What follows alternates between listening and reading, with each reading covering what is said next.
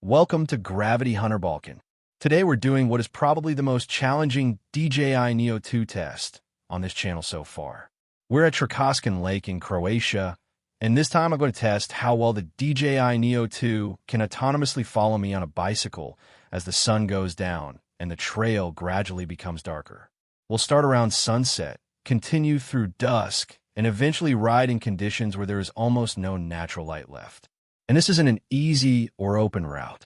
The trail around Trakošćan Lake includes narrow forest sections, trees and branches, small pedestrian and cycling bridges, and several parts where the trail runs extremely close to the water. There will even be moments where the Neo 2 is following me directly above the lake. So this should be a very interesting test of just how far we can push the autonomous cycling follow mode in difficult low-light conditions.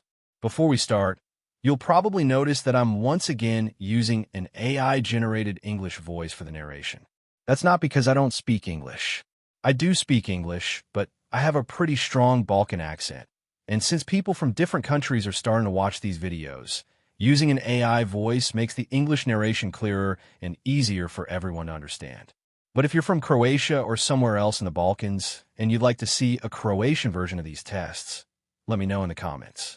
I can absolutely make a Croatian version where I speak and explain everything myself without an AI-generated voice. You'll just have to survive my real voice instead.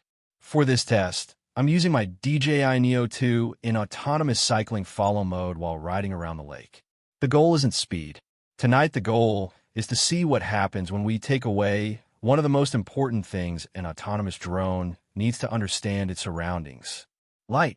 As the sun disappears, we're going to find out whether the Neo 2 can continue tracking me through the forest, across the bridges, and along the lake when the conditions become increasingly difficult. I already know this test involves more risk than my previous DJI Neo 2 rides, especially because we're operating very close to water.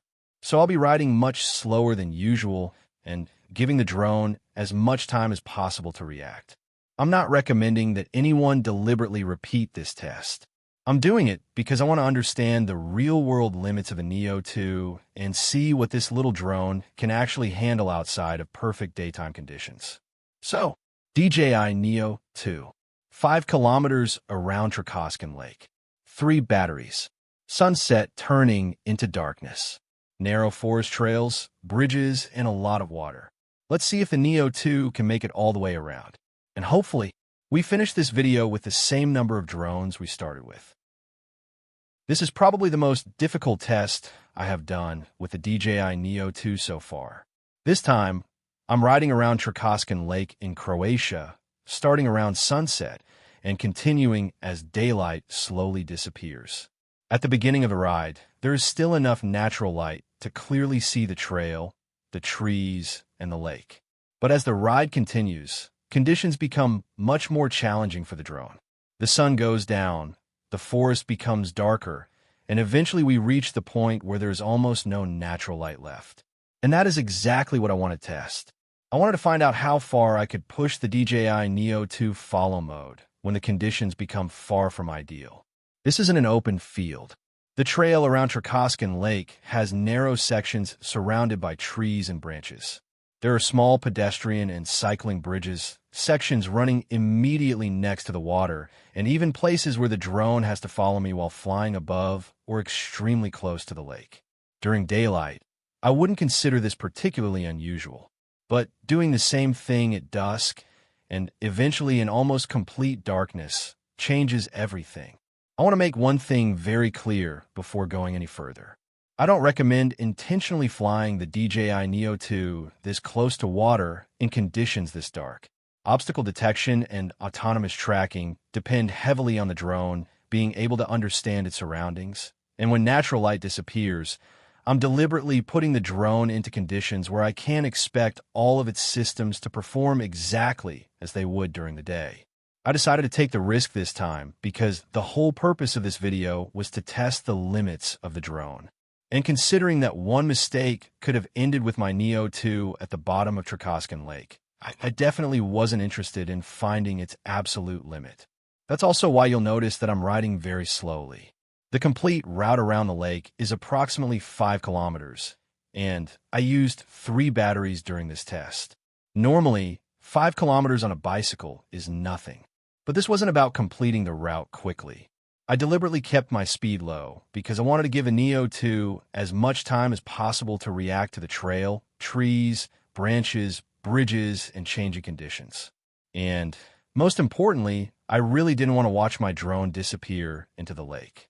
As it became darker, my bicycle headlight eventually became one of the only significant sources of light on parts of the trail. There were sections where the surrounding forest was extremely dark, with only the bicycle light illuminating the path directly in front of me. This is where the test became really interesting. I honestly expected the Neo 2 to start having serious problems.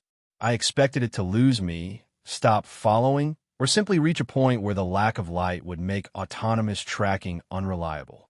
But that didn't happen nearly as much as I expected. The drone continued following me through surprisingly dark sections of the trail. It followed through narrow passages between the trees. It followed across the small bridges. It continued tracking close to the water. And it kept doing all of this autonomously while I concentrated on riding the bike. There was, however, one very interesting problem. At one point, I turned on the red rear light on my bicycle. Almost immediately, the drone started having trouble following me properly. The rear light appeared to interfere with its ability to track me in these very dark conditions. When everything around me is dark and there is suddenly one very bright red light facing directly toward the drone, the tracking behavior changes. So I turned the rear bicycle light off. And after doing that, the Neo 2 was once again able to follow me normally. I want to be careful with the conclusion here. This is only my observation from this particular test. I'm not claiming that every red bicycle light will always cause tracking problems with the Neo 2. But under these specific low-light conditions, the difference was obvious enough that I noticed it immediately. Rear light on, tracking problems. Rear light off, tracking worked normally again. That's definitely something I'm going to test again in the future under more controlled conditions. What impressed me even more was what happened later in Benja. After finishing the lake test, I also tried the Neo 2 there at night. This time there was no sunset and no remaining natural light helping the drone. The main available light came from the street lights. And in those conditions, the Neo 2 followed me without any noticeable problems. That tells me something important about this test. The problem isn't simply whether it's day or night. The amount and quality of available light around the drone seemed to matter much more. In Benja, the street lights created a more consistently illuminated environment. Around Trakošćan Lake, especially under the trees, the lighting conditions were much more difficult and unpredictable. You can go from a relatively visible open section to an extremely dark forest section within seconds. Add narrow trails, branches, and water immediately next to the drone, and this becomes a completely different challenge. That's why I consider this the hardest real-world DJI Neo 2 follow mode test I've done so far. My previous forest tests were difficult because of trees, branches, tight corners, and changes in elevation. This time we have all of those problems, but we're also removing most of the natural light. And then we're adding water. A lot of water. That last part is important because there is very little room for error. If the drone stops or gets confused over normal ground, there's a good chance I can simply walk back and recover it. If something goes wrong while it's flying above the lake, the result can be very different. That's why I wouldn't recommend copying this exact test just because you see the Neo 2 successfully doing it in this video. What I would say, based on my experience so far, is that I'm now much more confident using the Neo 2 during dusk than I was before this ride. If you're on a forest trail with enough remaining ambient light, you're riding at a sensible speed, and you're giving the drone enough room to work, the results can be surprisingly good. But I would still avoid unnecessary risks, especially deep water. A forest floor is one thing. A lake is another. For normal filming at sunset or during the early stages of dusk, I would personally be comfortable experimenting with the Neo 2 again. For extremely dark trails, I would slow down considerably and pay much more attention to what the drone is doing. And around water, I would normally give myself a much larger safety margin than I did during this test. This particular ride was about discovering what the drone can and cannot do. Sometimes the only way to understand the limits of equipment is to gradually put it into more difficult real-world situations and observe how it reacts. But there's a difference between testing a limit and simply taking unnecessary risks. Tonight, I probably came pretty close to that line. Still, I have to admit that I'm genuinely impressed. When I bought the DJI Neo 2, I expected autonomous bicycle tracking to work well in open areas and reasonably well through forest during daylight. I did not expect to be riding around a lake after sunset, through narrow forest trails and across small bridges, with the drone still following behind me as darkness increased. That's the part of this test that surprised me the most. This little drone continues to do things that I honestly didn't expect from something this small. It isn't perfect. Battery life is still one of the biggest limitations for the way I use it. 3 batteries for approximately 5 kilometers sounds ridiculous when you're talking about a bicycle ride. But remember that the drone is continuously flying, correcting its position, following the rider, and dealing with obstacles while I'm deliberately moving slowly through difficult terrain. For this kind of filming, the Fly More combo with 3 batteries makes a lot of sense. And as I've mentioned in my other tests, I also carry a powerful anchor power bank in my backpack. As each battery runs out, I can put it into the DJI charging hub and start recharging it while I continue using the remaining batteries. That doesn't give me unlimited flight time, but it makes longer days of filming much more practical. For this particular 5-kilometer test, however, the 3 batteries were enough to get the footage I wanted. And I think the result speaks for itself. From sunset to dusk, and eventually into conditions that were very close to complete darkness, the DJI Neo 2 continued following the bike, through the trees, across the bridges, along the edge of the lake, and even above the water.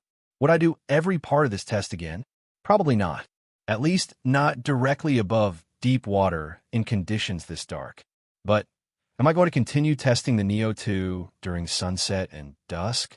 Absolutely. The next step is to find locations where I can test the same low-light tracking performance without having a lake underneath the drone.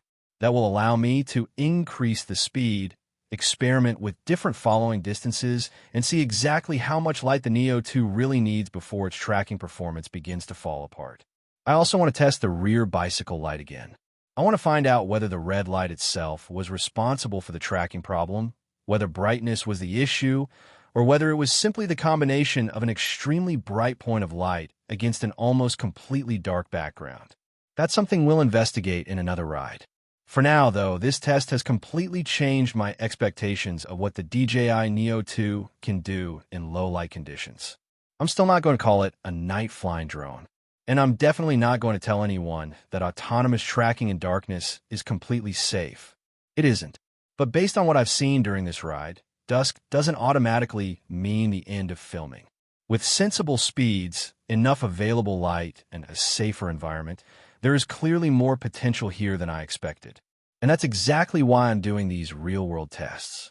Not in perfect conditions, not in an empty field, but in the places where I actually ride my bike.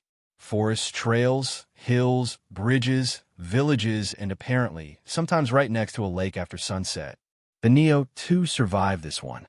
3 batteries later, I survived it too. And most importantly, the drone didn't end up swimming in Trakošćan Lake. I'd call that a successful test. Next time, we'll find another way to make its life difficult, hopefully with a little less water underneath it. And that's it for this DJI Neo 2 test around Trakošćan Lake. Honestly, this test surprised me. I expected the Neo 2 to perform well around sunset, but I didn't expect it to continue following me this reliably once we reached the really dark sections of the trail. Considering the narrow paths, trees, branches, small bridges, and the amount of time we spent riding right next to the water, this was definitely the most difficult test I've done with the Neo 2 so far. And somehow, the drone is still alive, so I'll take that as a win. But we're definitely not finished testing it. I already have some ideas for the next rides, especially faster tests on more open MTB trails where I can increase the speed without having to worry about the drone ending up in a lake. But I also want to hear your ideas. If there's something specific you'd like me to test with the DJI Neo 2, leave a comment below.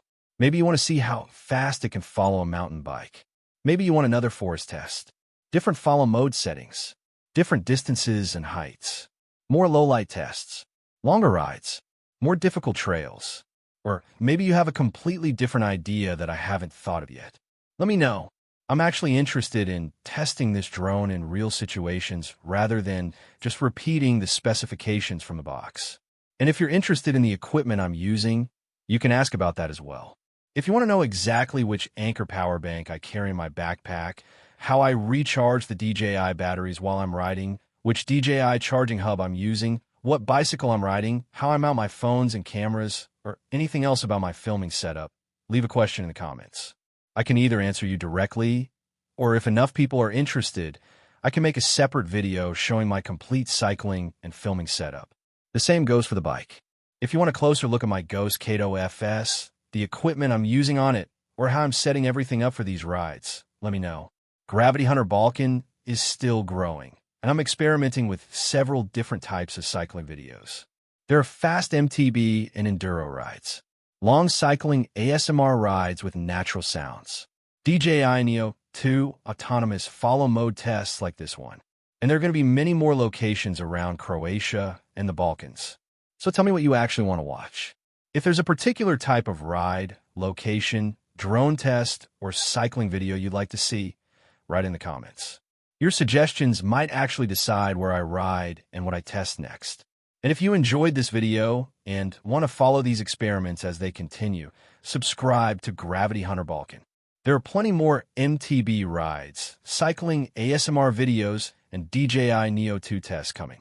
And I'm pretty sure we're going to find some new ways to make life difficult for this little drone.